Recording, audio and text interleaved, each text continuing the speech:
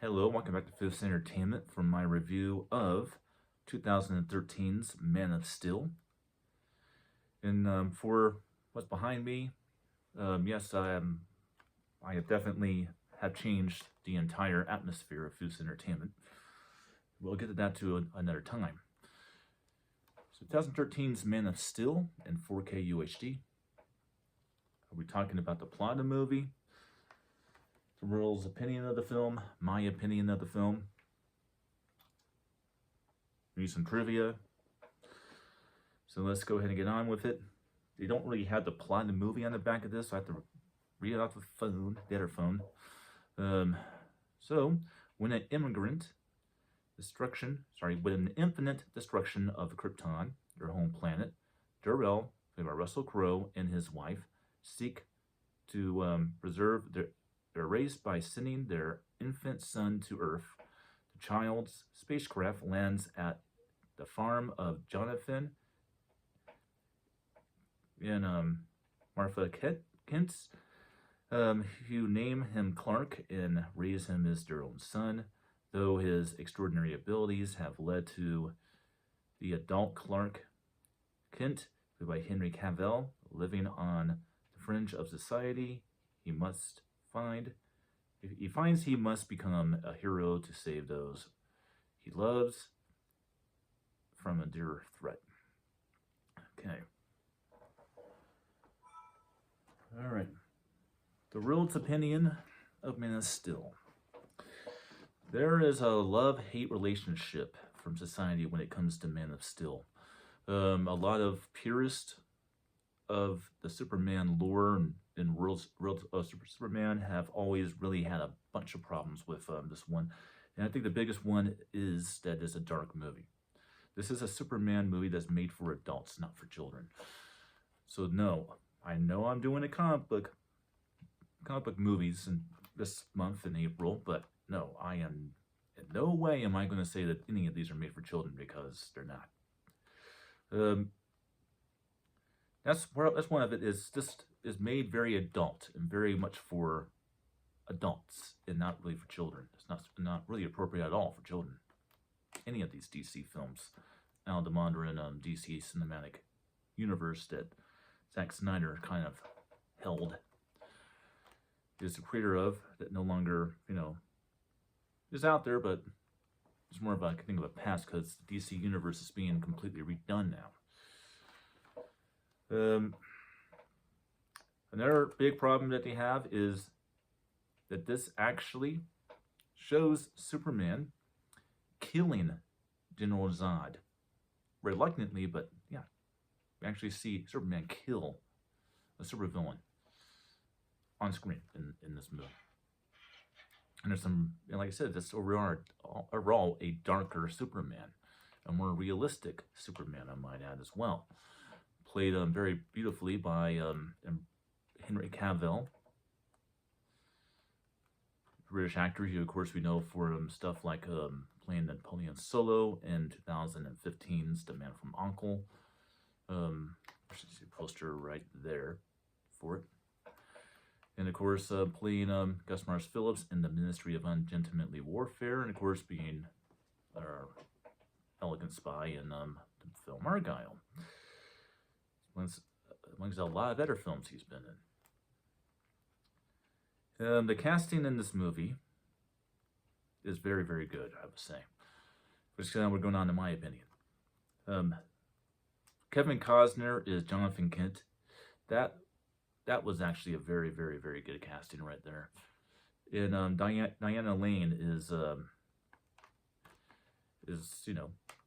Martha Kent was a very good casting choice too. Russell Crowe is Jor-El. Yeah, believe it or not, I thought that was kind of cool, and Jor-El actually has a lot more to do in this movie than we saw with Martin Brandt's version of the character in the 1978 movie and this 1980 follow-up. I love this movie. Out of all of the adaptations of the Superman character, I would say that Zack Snyder's Man of Steel from 2013 is my favorite. And I'm not the only one that thinks that. There's lots of people out there that do. One of them I always highlight sometimes in my videos, and that's the great John Campea. I feel at some point in my life I would like to be on the same level as he does, because he has a big show and everything, and talks to deliveries and all that stuff. I would love to have that. But yeah, and this is my favorite Superman. I can tell you right now. This Henry Cavill's version of the character, as you can see right here, he's my favorite version of Superman. Not Christopher Reeves, but Henry Cavill's version of the character is my favorite. The special effects in this movie are extraordinary. The cinematography of this film is spectacular. And I'm not going to go into details on the 4K, because I kind of told a friend I'm not going to do that, but I will say this. This is a very good release. For anybody who wants to check it out, this is a very good release, and I'll leave it at that. Now, some trivia about the film. Well,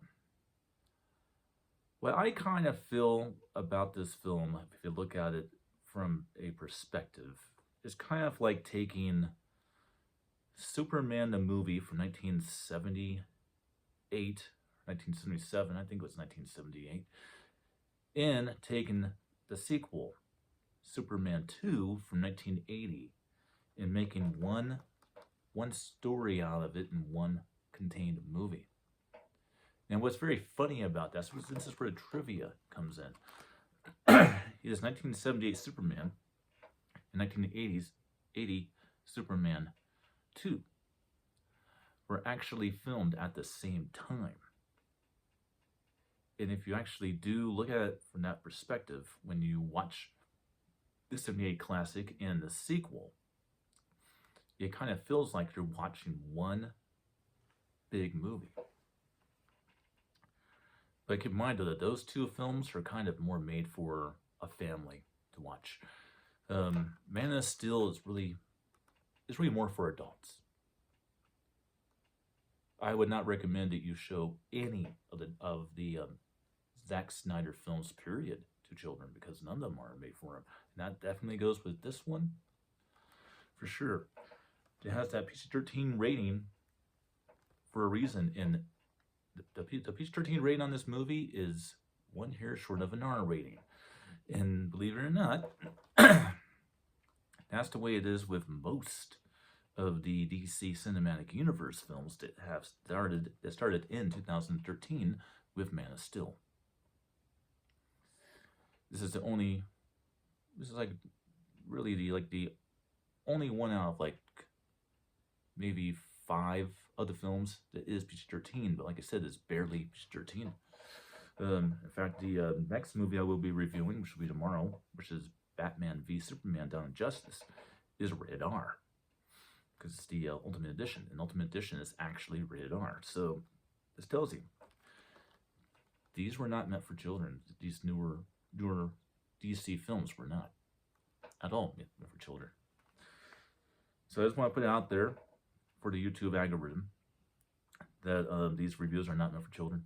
So I will bring it up again on the other films that are PG-13 within the modern DC Cinematic Universe. Now, like I said, I made a deal that I was going to try to not talk about the quality of the disc, so I'm not going to. So there's not really much left here to talk about. I will definitely say that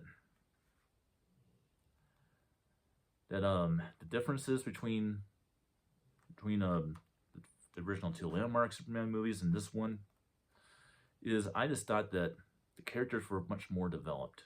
Like General Zod is more intimidating, in my opinion, in Man of Steel, played by Michael Shannon.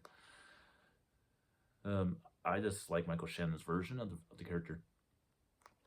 Now, Terrence Stamp's version of the character is pretty cool, and I do like Terrence Stamp's version of the character. There's not much of a difference between the two. I just find that the presence of Michael Shannon's version of the character is far more intimidating than Terrence Stamp's version. Like, for example, you get the sense that this guy is a military person, a military superhuman. And yeah, this goes to some dark places, this movie. And that's all there is to say about Man of Steel from 2013. Hope you enjoyed. I give this film a solid 4 stars. This is a perfect Superman movie. So, Vu says check it out, and I'll see you guys next time for my review of Batman v Superman: Dawn of Justice Ultimate Edition. Until then.